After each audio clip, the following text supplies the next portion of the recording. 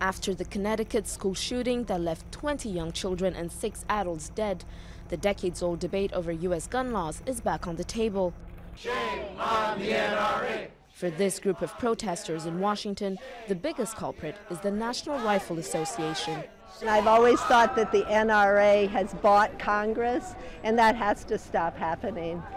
The powerful gun lobby is a staunch supporter of the Second Amendment's right to bear arms, but after one of the worst massacres in U.S. history, it's facing widespread criticism. I think that the events in Newton, Connecticut are going to be like what 9/11 was to the war on terror. With nearly 300 million privately owned firearms in the United States, Americans are the most powerfully armed civilians in the world. Among their weapons of choice is the Bushmaster, an assault rifle that can penetrate steel armors, and that was used by the gunman at the school.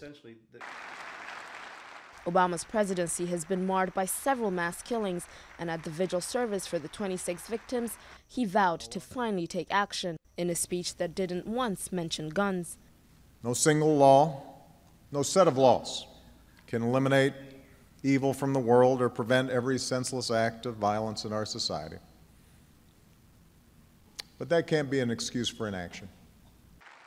To change the laws, Obama needs Congress to act, and so far, Republicans, with pressure from the NRA, have been opposed to any reform of the federal gun laws.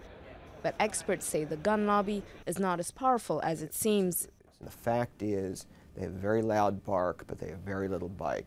They spend a lot of money, they make a lot of noise, and their candidates lose. So they really are not a force to be afraid of. With more politicians speaking up in favor of tougher laws, some say this could finally be the tipping point. But if past patterns are anything to go by, rarely does moral outrage translate into legal action.